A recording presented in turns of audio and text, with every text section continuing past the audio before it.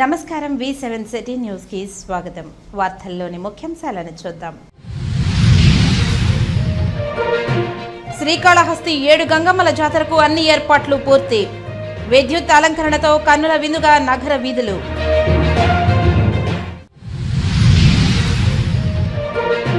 ప్రజల నుంచి వచ్చే సమస్యలను వీలైనంత త్వరగా పరిష్కరించాలి. వచ్చిన వినతులను వెంటనే పరిష్కరించాలని అధికారులకు ఆదేశాలు.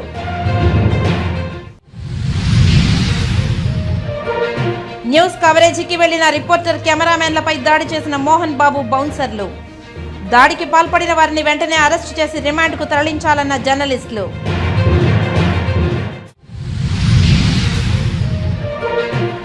విజయవాడలో జరిగే జర్నలిస్టులు జాతీయ మహాసభను విజయవంతం చేద్దాం. జాబ్ జిల్లా కమిటీ జర్నలిస్టులకు పిలుపు. ఇక వార్తల్లోని వివరాలను చూద్దాం. దివ్యక్షేత్రంగా దక్షిణ కైలాసంగా భాసిల్లుతున్న శ్రీకాళహస్తిలో 7 గంగమ్మల జాతర అత్యంత వైభవంగా జరుపుటకు ఘనంగా ఏర్పాట్లు చేస్తున్నారు. ఈ ఏడాది కొత్త ప్రభుత్వం, కొత్త అధికారులు, కొత్త జాతర కమిటీలు ఉత్సాహంగా పరుగులు తీస్తున్నారు. ఆదివారం వైభవంగా గంగమ్మ జాతర చాటింపు జరిగింది. 7 గంగమ్మల నిలుచు స్థానంలో విద్యుత్ అలంకరణతో కన్నుల విందుగా ఏర్పాటు చేశారు.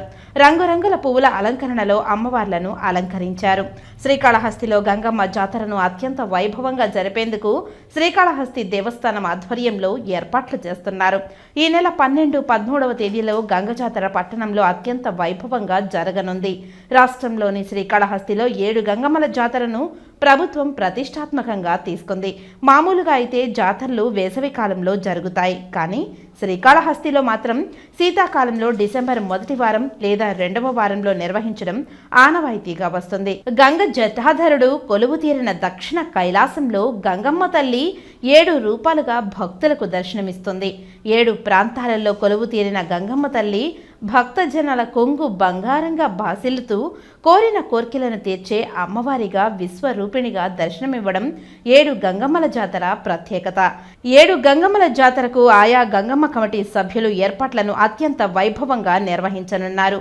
శ్రీకాళహస్తిలో ఒక్కసారిగా జాతర సంబరాలు చాటుకున్నాయి. గంగవరం మండలం బండ మీద జారావారిపల్లిలో ఆదివారం తెల్లవారుజామున ఒంటరి ఏనుగు హల్చల్ చేసింది. అటవీ సమీపంలోని రెడ్డప్ప ఇంటిపై దాడి చేసి పాక్షికంగా ధ్వంసం చేసింది. అదే సమయంలో ఇంట్లో నిద్రిస్తున్న రెడ్డప్ప కుటుంబం భయంతో పరుగులు తీసి దాక్కున్నారు. అనంతరం ఇంటిలో రాగిని తిని ధ్వంసం చేసి వెళ్లింది. సంఘటనా స్థలానికి చేరుకున్న అటవీశాఖ సిబ్బంది పంట నష్టం అంచనా వేసి నష్టపరిహారం అందించేందుకు కృషి చేస్తామని తెలిపారు. జాగాలనే పెద్ద షాప్ వేసుకొని కొనుక్కున్నాం సార్. అది వచ్చి ఆడ సౌండ్ ఎలకడైంది. ఎలకడ వేసి పిల్లల్ని లేపుకొని లేసే కుదిరికి అది మనిషి మీదకి వచ్చేసింది సార్. అప్పటికే గోడ తోహేసింది. ఆ పిల్ల పడింది సార్. ఫస్ట్ ఆ పిల్ల పడే కుదిరికి ఇంక మనం చచ్చిపోతామనేసి మైపడి పరిగెత్తి ఎత్తుకొని వెళ్ళిపోయినాం సార్. బయట పిల్లలు వేసేసి అది అంత డేంజర్గా ఉండదు సార్. మనిషి మళ్ళాక బతి అంతా ఈడ్చుకొని తినేయండి సార్. అట్లా అయిపోయింది సార్ పరిస్థితి. పిల్లల్ని తీసుకొని ఎత్తుకొని పరిగెత్తి వచ్చా మనిషి మీదకి వచ్చేసింది సార్. అది ఆ ఫస్ట్ ఆ 2 పిల్లలు పడిపోయింది సార్. మనిషి పడితే బతికిందాం సార్. పిల్లలు పడింటే అట్లుంది సార్ పరిస్థితి. ఏం చేయలేదు. డిమాండ్ అయిపోయింది. ఏదో అట్లా చూడండి సార్. ఎక్కువ ఇది అయిపోయింది. ఏమి బతకలేము సార్. ఇక్కడ ఉండుకొని మాకు ఊర్లో జాగా లేదు సార్. ఊర్లో జాగా లేని దానికి ఇక్కడ కట్టుకొని ఉన్నాము పిల్లల్ని వేసుకొని. అట్లా ఇదంతా చేయండి సార్. న్యాయం చేయండి సార్. ప్రభుత్వం అదే సార్ పరిస్థితి. ఇప్పుడు 30-40 సంవత్సరాలుగా ఏనుగుల దాడి పెద్దదిగా ఉంది. మాకు రోజు రోజుకు పెరిగిపోతుంది. ఇక్కడ ప్రాణాలు కూడా కోల్పోయే పరిస్థితిలో ఉన్నారు వాళ్ళు.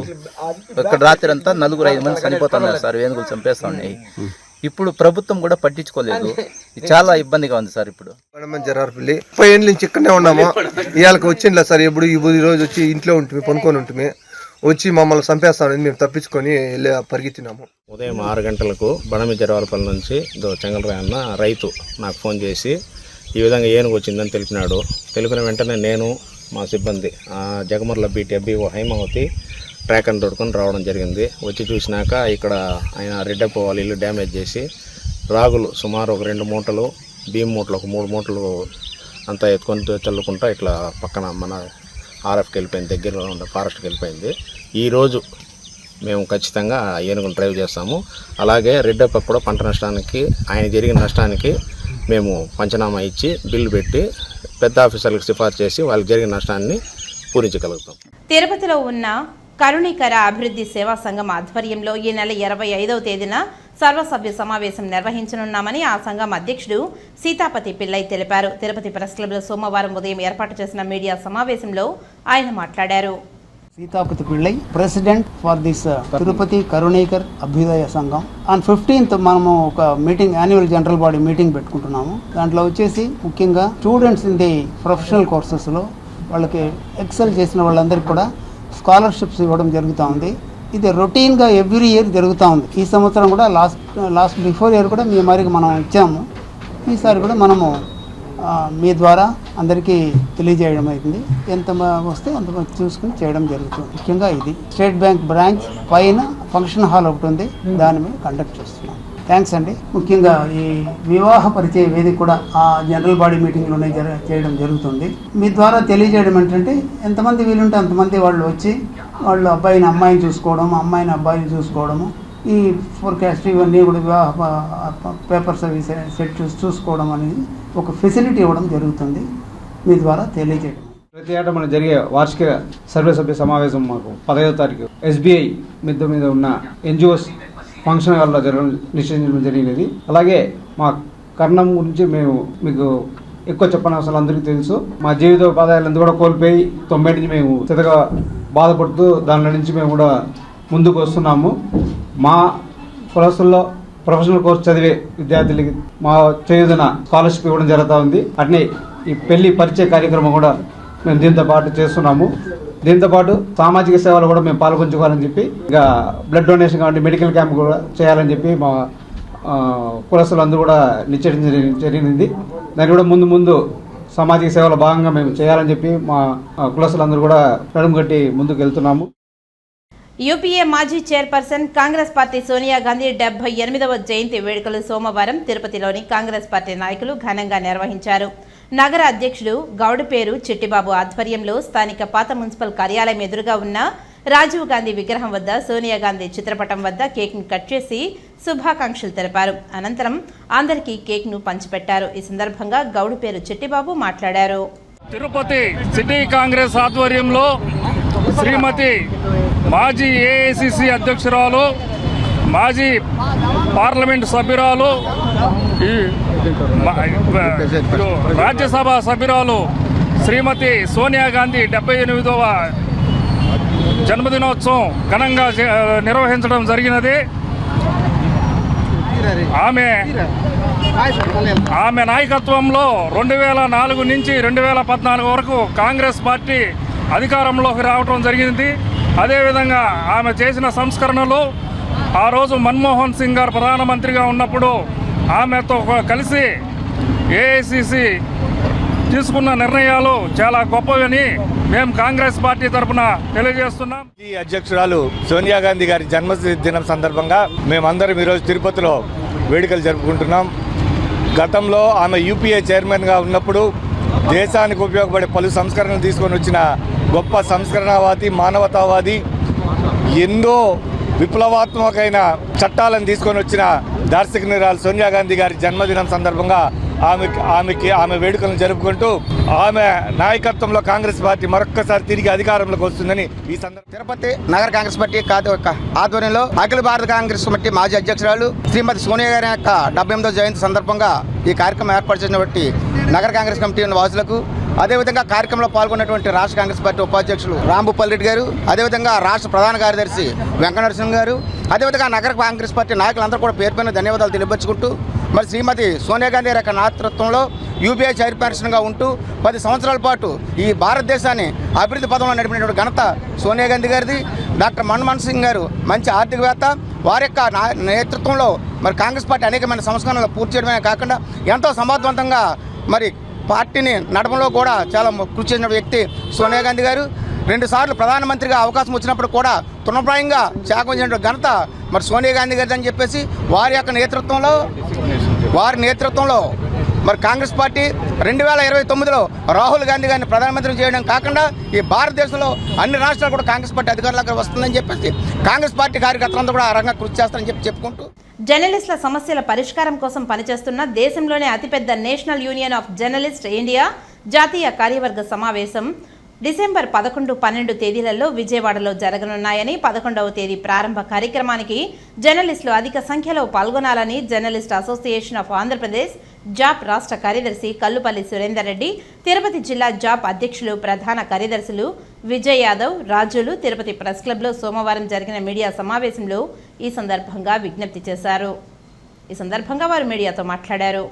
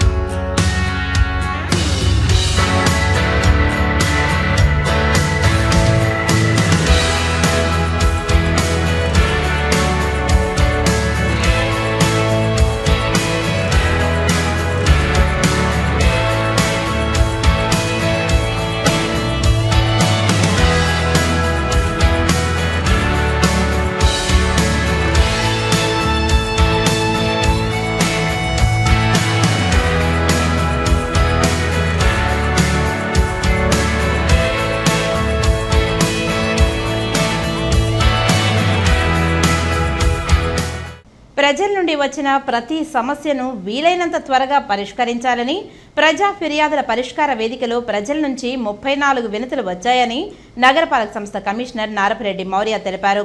నగరపాలక సంస్థ కార్యాలయంలో సోమవారం ప్రజా ఫిర్యాదుల పరిష్కార వేదిక కార్యక్రమం జరిగింది. ఈ సందర్భంగా సుమారు 34 మంది వివిధ సమస్యలు పరిష్కరించాలని కోరుతూ వినతులను కమిషనర్ నారపరెడ్డి మౌర్యకు అందించారు. తమ వార్డులో సమస్యలు పరిష్కరించాలని డిప్యూటీ మేయర్ ముద్రా నారాయణ కమిషనర్కు వినతి పత్రం అందించారు. అలాగే గొల్లవానిగుంట, శ్రీనివాసపురంలో డ్రైనేజీ కాలువలు, విద్యుత్ దీపాలు ఏర్పాటు చేయాలని, టౌన్ బ్యాంక్ సమీపంలో రాత్రుల్లో టిఫిన్ బండ్లు ఉండడంతో తాగుబోతుల సమస్య ఎక్కువగా ఉందని పరిష్కరించాలని, టీడీఆర్ బాండ్లు ఇప్పించాలని, ఇండ్ల కోసం నగదు కట్టామని, ఇండ్లు లేను ఇవ్వలేదని, డబ్బులు తిరిగి ఇవ్వాలని, పక్కింటి వారి చెట్టు మా ఇంటిపై పడేలా ఉందని కత్తరించాలని, సెట్టిపల్లిలో రోడ్లు, విద్యుత్ దీపాలు, కమ్యూనిటీ హాల్ ఏర్పాటు చేయాలని, శివజ్యోతి నగర్లోని అందుల శరణాలయం వద్ద సమస్యలు పరిష్కరించాలని, గోవిందనగర్ వద్ద డ్రైనేజీ కాలువల నిర్మాణం కొరకు రోడ్డు తవ్వకాలు వదిలేశారని, బ్యాంకు కాలనీ ప్రజల సౌకర్యార్థం పార్కులో మరమ్మతులు చేయించాలని, కారుణ్య నియామకాలలో ఉద్యోగం ఇప్పించాలని కమిషనర్ను ప్రజలు కోరారు. ఆయా విభాగాల అధికారులు వెంటనే సమస్యలను పరిష్కరించాలని కమిషనర్ అధికారులను ఆదేశించారు. ఈ కార్యక్రమంలో అదనపు commissioner Charan Tej Reddy, deputy commissioner Amarayya, superintendent engineer Shyamasundar, municipal ఇంజనీర్లు Tulasi Kumar, Gomathi, health officer doctor Yuva Anvesh Reddy, revenue officer Sethu Madhav, sanitary సూపర్వైజర్లు చెంచయ్య, సుమతి తదితరులు పాల్గొన్నారు. ప్రజా సమస్యల పరిష్కార వేదిక కార్యక్రమంలో వచ్చిన అర్జీలను అత్యంత ప్రాధాన్యతతో సకాలంలో అర్థవంతంగా పరిష్కారం చూపాలని, రీఓపెన్కు తావు లేకుండా అర్జీదారుడు సంతృప్తి మేరకు పరిష్కారం చూపాలని జిల్లా కలెక్టర్ వెంకటేశ్వర్ జిల్లా అధికారులను ఆదేశించారు. సోమవారం ఉదయం జిల్లా కలెక్టరేట్ నందు ఏర్పాటు చేసిన ప్రజా సమస్యల పరిష్కార వేదికలో జిల్లా కలెక్టర్ అర్జీదారులకు గౌరవప్రదంగా కుర్చీలను ఏర్పాటు చేశారు. వచ్చిన అర్జీదారులకు త్రాగునీటి సౌకర్యం కల్పించి వారి సమస్యలను సావధానంగా వింటూ అర్జీలను స్వీకరించారు. జిల్లాలోని డివిజన్, మండల స్థాయి వరకు ఆర్డీఓలు, తహసీల్దార్లు, ఎంపీడీఓలు తదితర అధికారులు వీడియో కాన్ఫరెన్స్ అనుసంధానంతో అర్జీదారుల సమస్యలపై అధికారులతో అక్కడికక్కడే వర్చువల్ విధానంలో మాట్లాడి పరిష్కారం చూపారు. ఈ సందర్భంగా పీజీఆర్ఎస్ అర్జీలను నిర్దేశిత గడువులోపు పరిష్కరించాలని, పెండింగ్ అర్జీలను త్వరితగతిన అర్థవంతంగా పరిష్కరించాలని జిల్లా కలెక్టర్ అధికారులను ఆదేశించారు. జిల్లా కలెక్టర్తో పాటు జాయింట్ కలెక్టర్ శుభం బన్సల్, డిఆర్ఓ నరసింహులు, ఎస్డీసీ దేవేంద్రప్ప తదితర అధికారులు ప్రజల నుండి అర్జీలను స్వీకరించారు. వివిధ ప్రాంతాల నుంచి వచ్చిన అర్జీదారుల నుండి వినతులను స్వీకరించి ఆన్లైన్ నమోదుతో సిబ్బంది రసీదులను అందించారు. మొత్తం 183 వినతులు రావడం జరిగిందని, సంబంధిత అధికారులు అందరూ సదరు అర్జీలపై ప్రత్యేక దృష్టి సారించి వేగవంతంగా పరిష్కరించాలని గ్రీవెన్స్కు హాజరైన వివిధ శాఖలకు సంబంధించిన జిల్లా అధికారులను జిల్లా కలెక్టర్ ఆదేశించారు. ఆధ్యాత్మిక భక్తి క్షేత్రంగా విరాజిల్లుతున్న తిరుపతి మహానగరంలో ఇటు జనాభా సంఖ్యతో పాటు అటు వాహనాల సంఖ్య కూడా పెరుగుతుంది. ప్రజల అవసరాలకు అనుగుణంగా 2 వీలర్స్, 4 వీలర్స్ సంఖ్య అధికమవుతుంది. పాఠశాల విద్యార్థుల నుంచి కళాశాల విద్యార్థుల వరకు అలాగే ఉద్యోగస్తులు ఈ వాహనాల వాడకం తమ నిత్య జీవితంలో నిత్య కృత్యంగా మారింది. తిరుపతి మహానగరం విద్య, వైద్య, వ్యాపారి కూడలి కావడంతో రాకపోకల సంఖ్య అధికమవుతుంది. అలాగే తిరుమల పుణ్యక్షేత్రం కావడంతో దేశవ్యాప్తంగా యాత్రికులు, భక్తులు, పర్యాటకులు కూడా వస్తూ పోతూ ఉండడంతో భారీ వాహనాలైన లారీలు, బస్సులు కూడా తిరుపతికి రాకపోకలు సాగిస్తున్నాయి. దీంతో వాహనాల సంఖ్యతో పాటు పొల్యూషన్ కూడా పెరుగుతుండడంతో జనజీవనానికి స్వచ్ఛమైన గాలి అందడం లేదు. పొల్యూషన్పై V7 city news special story.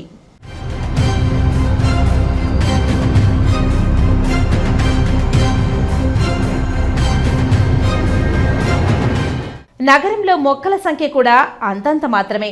ఇటీవల ప్రభుత్వ కాలంలో డబుల్ డక్కర్ బస్సు రాకపోకల కోసం నగరంలోని పలు ప్రాంతాలతో పాటు యూనివర్సిటీ తదితర ప్రాంతాలలో కూడా చాలా కాలం నాటి చెట్లను కూడా నరికివేశారు. ప్రభుత్వాలు మొక్కలు నాటండి అని నినాదాలు చేస్తుంటే మరోవైపు చెట్లను నరికివేయడం ఏమిటని గతంలో ప్రజలు ఆందోళన కూడా వ్యక్తం చేశారు. ప్రస్తుత పరిస్థితుల్లో తిరుపతిని రక్షించుకోవడం మనందరి కర్తవ్యం. రియల్ ఎస్టేట్ వ్యాపారాలు కూడా జోరుగా సాగుతూ ఉండడంతో ఎక్కడ పడితే అక్కడ భవన నిర్మాణాలు, వాటికి సంబంధించిన ఇసుక, మట్టి, సిమెంట్ వ్యర్థాలు కూడా ఎక్కడ పడితే అక్కడ పడవేస్తున్నారు. తిరుపతికి పేరు మాత్రమే స్మార్ట్ సిటీ. ఎక్కడ పడితే అక్కడ చెత్త చెదారాలతో అపరిశుభ్రంగా ఉండడంతో తద్వారా కూడా పొల్యూషన్ అధికమవుతుంది.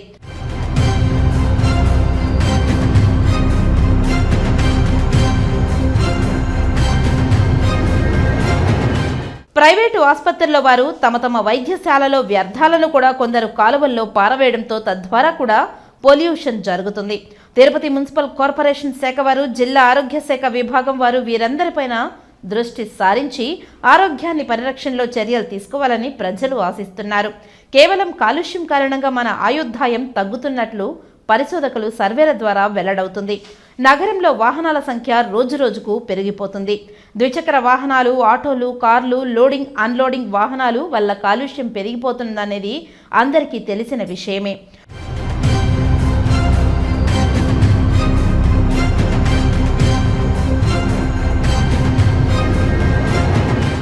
తిరుమల శ్రీవారి దర్శనార్థం రోజుకు 50,000 నుంచి 1,00,000 వరకు యాత్రికులు, భక్తులు వస్తుంటారు. బస్సులు, రైళ్లు, ఇతర వాహనాల ద్వారా వస్తుంటారు. తద్వారా కూడా పొల్యూషన్ సమస్య తీవ్రతరం అవుతుందని, కాలుష్యంతో పాటు వాహనాల శబ్ద కాలుష్యం, వాహనాలు వదిలిపెట్టే పొగ కూడా అధికంగానే ఉంది. కాలుష్యం కారణంగా ఊపిరితిత్తుల వ్యాధులు, క్యాన్సర్ వ్యాధులు పెరుగుతున్నాయని, పక్షవాతాలు వంటి జబ్బులు సంక్రమిస్తాయని అనుమానాలతో ప్రజలు భయాందోళనతో జీవిస్తున్నారు. ఎక్కడ పడితే అక్కడ వాహనాలు నిలుపుదల చేసి రిపేర్ చేయడం, బహిర్ప్రదేశంలో ధూమపానం చేయడం, వాహనాలను తరచూ కాలుష్య నిర్ధారణ పరీక్షలు చేయించుకోకపోవడం, వ్యర్థాలను కంపోస్టు చేయడం, వాహనదారులు కంపల్సరీగా మాస్కులు ధరించడం, నగర పరిసర ప్రాంతాలలో మొక్కలు పెంచడం, ప్లాస్టిక్ వాడకం నిరోధించడం వంటి చర్యల ద్వారా కూడా కొంతవరకు పొల్యూషన్ తగ్గించవచ్చునని పరిశోధకులు తెలియజేస్తున్నారు.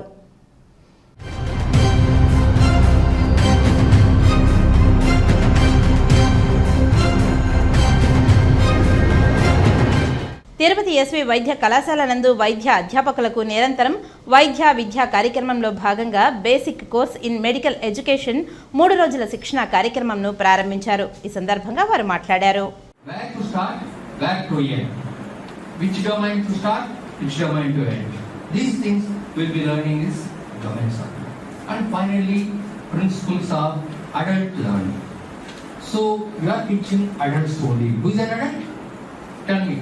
Who is an adult? Define an adult. 18 years? That is the definition, only one aspect. Who is an adult? Adult is one who can assess the consequences of his action. మీరు పౌరసిక్ దీంట్లో గుర్తుపెట్టుకుంటే మనమంతా ఏంటి major అంటే 18 years అని చెప్తాం. As an assistant professor, when I joined here as assistant professor 1997. So my idea was when you go for a class, the teacher should thoroughly prepare himself and then teach. So what I used to do is I used to by heart. I used to by heart each sentence by sentence. And then I used to write on the blackboard. All sentences I used to write. మొత్తం అంతా text book లో ఏది ఉందో అదంతా neat handwriting. So one of the advantages for me is I got a very good hand writing. Blackboard అంతా neat గా రాసేవాడు. At the end of the day 55 minutes 1 hour class ఉంటే 55 minutes చెప్పేవాడు. చెప్పి మళ్ళీ class బయటకు వచ్చిన తర్వాత అదే ఈ పాయింట్ మర్చిపోయానే. తిరుపతిలోని అన్నమాచార్య కళాక్షేత్రంలో టీటీడీ హిందూ ధర్మ ప్రచార పరిషత్ ఆధ్వర్యంలో జరుగుతున్న ప్రవచనాలు నగర వాసులను విశేషంగా ఆకట్టుకుంటున్నాయి. ప్రముఖ ప్రవచనకర్త గరికపాటి రమేష్ బాబు సోమవారం సాయంత్రం వాల్మీకి రామాయణంలోని కిష్కింధకాండ అధ్యయనాన్ని పద్యాలతో సహా వివరించారు. అపహరణకు గురైన సీతాదేవిని వెతుక్కుంటూ రామచంద్రమూర్తి కిష్కింధ చేరుకోవడం, అక్కడ ఆంజనేయ స్వామితో పాటు సుగ్రీవుడు, జాంబవంతుడు వంటి వీరులను కలుసుకొని సహాయం కోరడం వంటి ఘట్టాలను కళ్లకు కట్టినట్టుగా వివరించాడు. లోకాభిరాముణ్ణి జీవితం విశ్వాసానికి ఆదర్శమని వివరించారు. ఈ సందర్భంగా స్థానిక రాయలసీమ రంగస్థలి చైర్మన్ గుండాల గోపీనాథ్ రెడ్డి ఆధ్వర్యంలో ప్రపంచకర్త గరికపాటి రమేష్ బాబును దుశ్శాలువతో సత్కరించి అభినందించారు. ఈ కార్యక్రమంలో రాయలసీమ రంగస్థలి చైర్మన్ గుండాల గోపీనాథ్ రెడ్డి, సభ్యులు తొండమనాటి సుబ్రహ్మణ్యం రెడ్డి, అన్నమయ్య, కళామందిర్ సభ్యులు కోకిల తదితరులు పాల్గొన్నారు.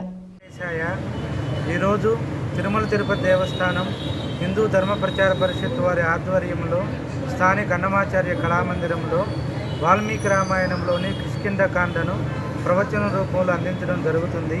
కిష్కింధకాండ యొక్క మహత్యాన్ని, సుగ్రీవుడు శ్రీరామచంద్రుడితో చేసినటువంటి మైత్రి ధర్మాన్ని, హనుమంతుని యొక్క దర్శనాన్ని, ఈ కాండలో ఉన్న విశిష్టతను భక్తులకు ప్రవచన రూపంలో అందించడం జరుగుతుంది. భక్తులందరూ దీన్ని ఉపయోగించుకుని స్వామివారి అనుగ్రహానికి పాత్రులు కాగలరని కోరుకుంటున్నాం. ఓం నమో వెంకటేశాయ. తిరుమల శ్రీ వెంకటేశ్వర స్వామివారిని ఏపీ ఎక్సైజ్ శాఖ మంత్రి కొల్లు రవీంద్ర దర్శించుకున్నారు. ఆలయ అధికారులు దర్శన ఏర్పాట్లను చేశారు. సోమవారం ఉదయం వీఐపీ విరామ సమయంలో స్వామివారి సేవలో పాల్గొని మొక్కులు చెల్లించుకున్నారు. దర్శనానంతరం రంగనాయకుల మండపంలో వేద పండితులు వేద ఆశీర్వచనం అందించగా ఆలయ అధికారులు శ్రీవారి తీర్థ ప్రసాదాలను అందజేసి పట్టు వస్త్రంతో సత్కరించారు. ఆలయం వెలుపల ఎక్సైజ్ శాఖ మంత్రి కొల్లు రవీంద్ర మీడియాతో మాట్లాడుతూ శ్రీ వెంకటేశ్వర స్వామివారి ఆశీర్వాదంతో సుభిక్షంగా ఉండాలని కోరుకున్నట్లు తెలిపారు. చక్కటి వర్షాలు కురిసి పాడి పంటలు సమృద్ధిగా పండుతున్నాయని అన్నారు.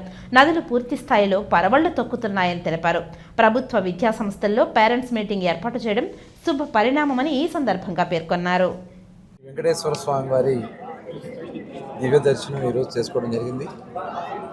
చాలా ఆనందంగా ఉంది. స్వామివారు చాలా ఆశీర్వచనాలు మన రాష్ట్రానికి ఇవ్వాలని, ఈ ఆశీర్వచనాలతో మన రాష్ట్రం సుభిక్షంగా ఉండాలని, ఇవాళ చక్కటి వర్షాలు పడి పంటలు పండి ఇవాళ నదులన్నీ కూడా చక్కగా పూర్తి స్థాయిలో గతంలో ఎప్పుడు లేని విధంగా దాదాపు 20-30 సంవత్సరాల చరిత్రలో 100% మనకున్నటువంటి అన్ని నదులు, రిజర్వాయర్లు కూడా వాటర్తో నిండి ఉండడం అనేది చాలా శుభపరిణామం. ఇవాళ నూతన ప్రభుత్వం గౌరవ ముఖ్యమంత్రి వర్యులు నారా చంద్రబాబు నాయుడు గారి నాయకత్వంలో, అలాగే ఉప ముఖ్యమంత్రి వర్యులు పవన్ కళ్యాణ్ గారి నాయకత్వంలో ఈరోజు యువ నాయకుడు నారా లోకేష్ గారు మరి మొన్న ఆంధ్ర రాష్ట్రంలో ఉన్నటువంటి విద్యా వ్యవస్థలని అన్నింటినీ కూడా సక్రమమైన మార్గంలో పెట్టే దాంట్లో భాగంగా పేరెంట్స్ మీటింగ్ పెట్టించడం అనేది చాలా శుభపరిణామం.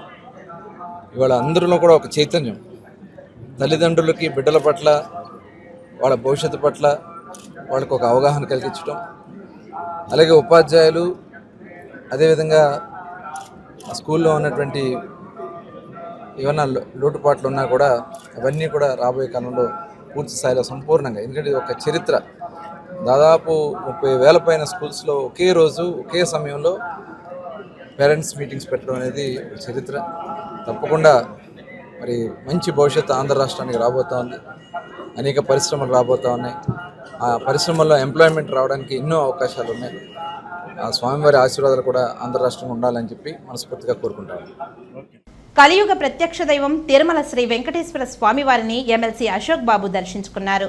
ఆలయ అధికారులు దర్శన ఏర్పాట్లను చేసి ఆ శ్రీనివాసుని తీర్థ ప్రసాదాలతో పాటు శేషవస్త్రాన్ని బహుకరించారు. సోమవారం ఉదయం వీఐపీ విరామ సమయంలో స్వామివారి సేవలో పాల్గొని మొక్కులు చెల్లించుకున్నారు. దర్శనానంతరం రంగనాయకుల మండపంలో వేద పండితులు వేద ఆశీర్వచనం అందించగా ఆలయ అధికారులు శ్రీవారి తీర్థ ప్రసాదాలను అందజేసి పట్టు వస్త్రంతో సత్కరించారు. ప్రభుత్వం వచ్చిన తర్వాత నేను మొదటిసారి తిరుపతి రావడం జరిగింది. అయితే మాకు ప్రోటోకాల్ దర్శనం అది ఉంది కాబట్టి మాకేం గతంలో దీనికి మార్పు కనపడకపోయినా కొంతమంది సాధారణ భక్తులు కూడా సాయంత్రం మేము అడిగాము ఏంటి అన్న మార్పులు చేర్పులు ఉన్నాయని. గతంలో కంటే చాలా వరకు దర్శనం విషయంలో మెరుగుపడింది, మాకు సౌకర్యంగా ఉందని చెప్పి, అంటే ఎవరైతే ఉచిత దర్శనానికి వెళ్తున్నారో వాళ్ళని అడిగాము. కాబట్టి తిరుపతిలో ఇంకా ఇంప్రూవ్మెంట్ జరగాలి, సామాన్య భక్తులకి వెంటనే దర్శనం అయ్యే విధంగా చేయాలని చెప్పి మరి చైర్మన్గా ఉన్న బిఆర్ నాయుడు గారు కూడా గతంలో చెప్పడం జరిగింది. ఆ దిశగా ప్రయత్నాలు చేస్తారని మేము ఆశిస్తున్నాం. ఏదైనా ఆ దేవుడి కృప ఆంధ్రప్రదేశ్ మీద ఉండి ఆంధ్రప్రదేశ్ ఏదో నష్టపోయిందో వాటన్నిటిని కూడా మళ్ళీ తిరిగి గాడిలో పెట్టే ప్రక్రియలో మరి రాష్ట్రానికి అండగా ఉండాలని దేవుని కోరుకున్నాం. చంద్రగిరి మండలంలోని రంగంపేట సమీపంలో ఉన్న మోహన్ బాబు యూనివర్సిటీ ఎదుట న్యూస్ కవరేజ్ నిమిత్తం వెళ్లిన జర్నలిస్టు ఉమాశంకర్, కెమెరామెన్ నరసింహలపై బౌన్సర్లు దాడికి పాల్పడ్డారు. కెమెరాలు, సెల్ ఫోన్లను లాక్కొని గాయపరచడంతో చంద్రగిరి పోలీస్ స్టేషన్లో ప్రెస్ క్లబ్ అధ్యక్షుడు మురళి, కార్యదర్శి Balachandra, joint secretary Jagadish, EC మెంబర్లు నాగార్జున, బాలయ్య, జాబ్ జిల్లా అధ్యక్షుడు విజయ్ యాదవ్, ట్రెజరర్ నరేష్, సీనియర్ జర్నలిస్టులు సీఐకి ఫిర్యాదు చేశారు. ఈ సందర్భంగా వారు మీడియాతో మాట్లాడారు.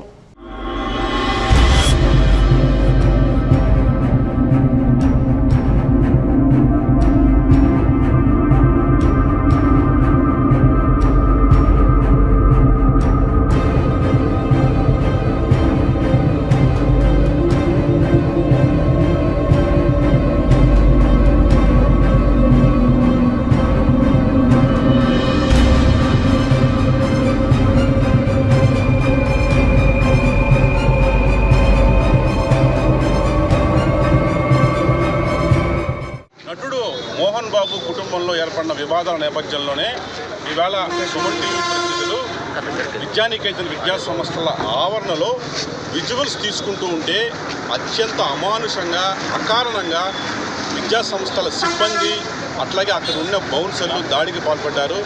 నిజానికి వాళ్ళ ప్రతినిధులు లోపలికి కూడా ఎవరు వెళ్ళలేదు. ఆ ప్రతినిధులు కూడా అక్కడే ప్రోటోకాల్ పాటిస్తూ నడి రోడ్డుపైనే విజువల్ తీసుకుంటూ ఉన్నారు. ఈ నేపథ్యంలో సిబ్బంది వచ్చి అనవసరంగా ఆర్గ్యుమెంట్ పెట్టుకొని ఆ ఇద్దరు కెమెరామెన్ని అలాగే రిపోర్టర్ని ఈ ఇద్దరిపైన దాడికి పాల్పడి వారిని లోపలికి తీసుకెళ్లి అత్యంత అమానుషంగా వారిపైన దాడికి పాల్పడి వారిపైన పిడిగుద్దులు కురిపించి కొంతమంది విద్యానికేతన్ విద్యా సంస్థల ప్రతినిధులు ఈ తరహాలో అత్యంత అమానుషంగా దాడికి పాల్పడ్డారు. వారిని అక్కడే నిర్బంధించే ప్రయత్నం చేశారు. అట్లాగే వారి కెమెరాలు పగలగొట్టారు, మొబైల్ లాక్కున్నారు. అక్కడి నుంచి మరొక జీప్లో వాళ్ళని ఎక్కించుకొని మరో చోటకు తరలించే ప్రయత్నం చేశారు. నిజంగా ఇట్లాంటి ఘటన తలుచుకుంటేనే ఒళ్ళు గగురుపాటు గురవుతుంది.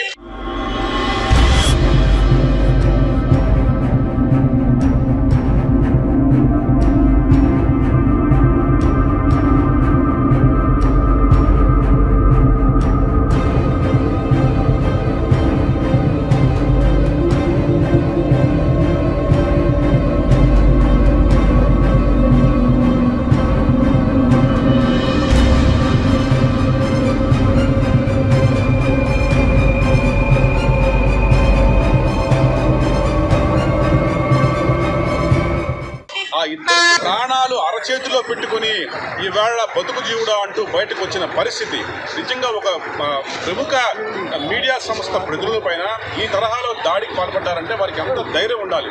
దీని వెనక ఎవరున్నారు? ఆ విద్యా సంస్థల ప్రతినిధులు ఇంత బరి తెగించి మరీ సుమన్ టీవీపై ప్రతినిధులపైన దాడికి పాల్పడ్డారు. మేము ఈ ఘటనను తిరుపతి ప్రెస్ క్లబ్ చాలా సీరియస్గా ఖండిస్తాం. ఘటన జరిగిన కొన్ని నిమిషాల వ్యవధిలోనే జిల్లా ఎస్పీ సుబ్రాయుడు గారి దృష్టికి తీసుకెళ్లాము. సార్ దీనిపైన ఇమ్మీడియట్గా ఆయన కూడా చాలా చక్కగా స్పందించారు. ఇక్కడ మేము చంద్రగిరి పోలీస్ స్టేషన్ మొత్తం మీడియా ప్రతినిధులకు ఒక కంప్లైంట్ ఇవ్వడం జరిగింది. ఏం జరిగింది అనేది స్పష్టంగా సీఐ గారికి పోలీసులు చెప్పాం. అమెరికా ఫిర్యాదు కూడా లిఖితపూర్వకంగా ఫిర్యాదు ఇచ్చాం. మాకైతే పోలీసుల మీద పూర్తి స్థాయిలో విశ్వాసం ఉంది. ఎందుకంటే ఇందుకు సంబంధించిన ఆధారాలు మేమే కొన్ని ఇచ్చాం. అక్కడ దగ్గరలో ఉన్న సీసీ ఫుటేజ్ కూడా వారికి లభిస్తుంది. ఎవరు దాడికి పాల్పడ్డారు, ఎలా దాడి చేశారు, ఎలా కిడ్నాప్ యత్నించారో రకంగా ఇది వాళ్ళిద్దరిపైన హత్యాయత్నం జరిగింది. పోలీసులు మేము రిక్వెస్ట్ చేస్తున్నాం, దీనిపైన సమగ్రంగా దర్యాప్తు జరిపి సుమన్ టీవీ ప్రజలపై దాడికి పాల్పడిన వ్యక్తుల్ని వెంటనే అదుపులో తీసుకుని వారిపైన హత్యాయత్నం కింద కేసు నమోదు చేయాలని మేము డిమాండ్ చేస్తున్నాం.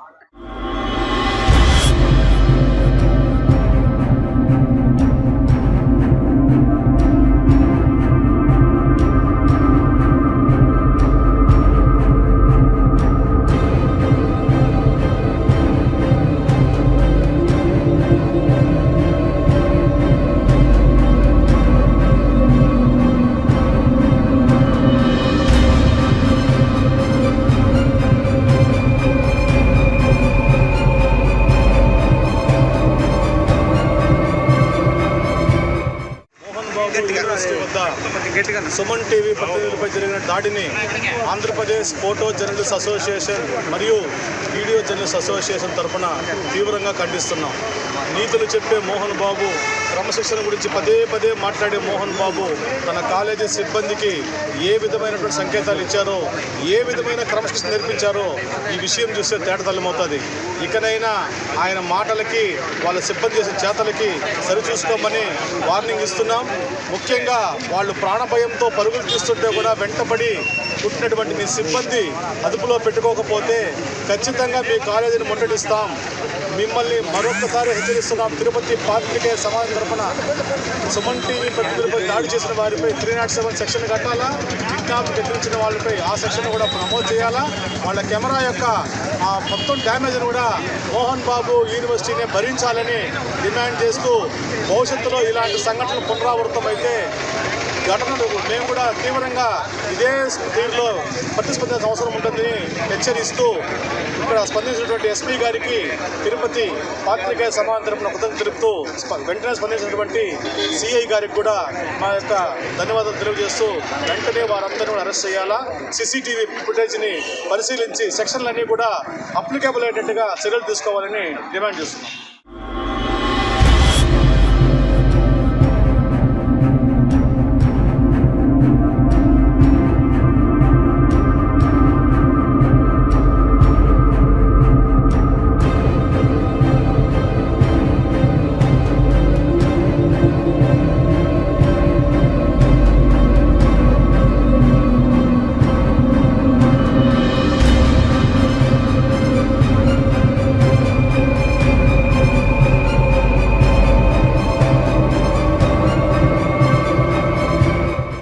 ఇప్పుడు కొన్ని సంక్షిప్త వార్తలను చూద్దాం.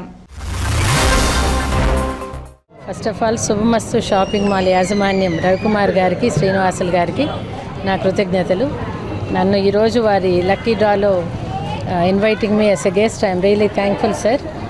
సో అలాగే ఈరోజు ఈ స్కీమ్ భలే పండుగలు, భలే బహుమతులు 40 days ఫ్రమ్ డిసెంబర్ 6వ తేదీ నుంచి జనవరి 15 వరకు జరిగే ఈ స్కీమ్లో మెయిన్గా వాళ్ళకు రెగ్యులర్గా ఉండే కస్టమర్స్ కోసం చాలా పెద్ద మనసుతో వాళ్ళకు వస్తున్న ప్రాఫిట్స్ని షేర్ చేసుకునే ఈ attitude really it's very appreciable అండి.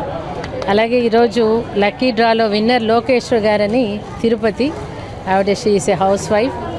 మేడంను కూడా అడిగాము, so what about her feelings అని. అక్కడ బాగా మాకు కొన్ని ఆఫర్స్ ఎక్కువ ఇస్తుంటారని, అందుకే మేము రెగ్యులర్గా కూడా షాపింగ్ చేస్తుంటామని. She also felt very happy. So ఈ విధంగా ఎంకరేజ్ చేస్తున్నందుకు, ఎస్పెషలీ 40 ఎలక్ట్రికల్ స్కూటర్స్ ఎవ్రీడే ఒక్కొక్క స్కూటర్ ఇస్తున్నారు వాళ్ళ కస్టమర్స్కి. And end of the draw వచ్చి 2 పెద్ద కార్లు కూడా బహుమతులుగా ఇస్తున్నారు.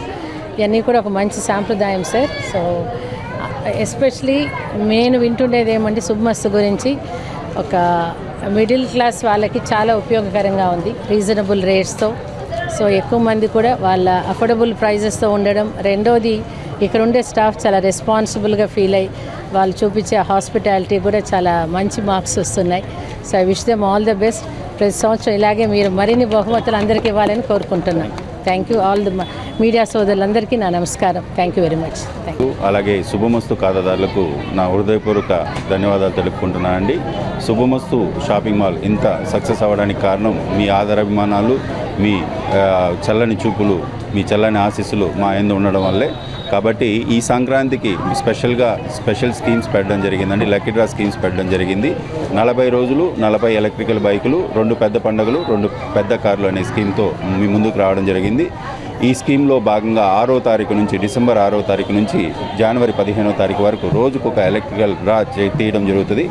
ఆ ఎలక్ట్రికల్ డ్రాలో భాగంగా ఈరోజు 3వ డ్రా తీయడం జరిగింది. 3వ డ్రాలో లోకేశ్వరి అనే తిరుపతి వాస్తవ్యులకు ఈరోజు ఎలక్ట్రికల్ బైకు కూపన్ నంబర్ 4780 నంబర్కి తగలడం జరిగింది. వాళ్ళకి హార్దిక కృతజ్ఞతలు అలాగే ధన్యవాదాలు తెలుపుకుంటున్నాం, వాళ్ళ శుభాకాంక్షలు తెలియజేస్తున్నాం. కాబట్టి ఇలాంటి ఎన్నో ప్రోగ్రామ్స్ శుభమస్తు రానున్న రోజుల్లో జరుపుతుంది. వాటన్నిటిలో కూడా ఖాతాదారులందరూ పాల్గొని విజేతలుగా నిలవాలని కోరుకుంటూ ధన్యవాదాలు తెలుపుతున్నాం. వార్తలు ముగించే ముందు ముఖ్యాంశాలు మరోసారి. శ్రీకాళహస్తి 7 గంగమ్మల జాతరకు అన్ని ఏర్పాట్లు పూర్తి. విద్యుత్ అలంకరణతో కన్నుల విందుగా నగర వీధులు.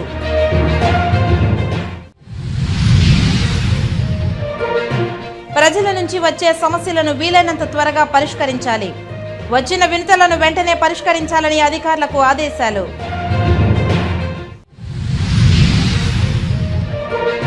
న్యూస్ కవరేజీకి వెళ్లిన రిపోర్టర్ కెమెరామెన్లపై దాడి చేసిన మోహన్ బాబు బౌన్సర్లు. దాడికి పాల్పడిన వారిని వెంటనే అరెస్టు చేసి రిమాండ్కు తరలించాలన్న జర్నలిస్టులు.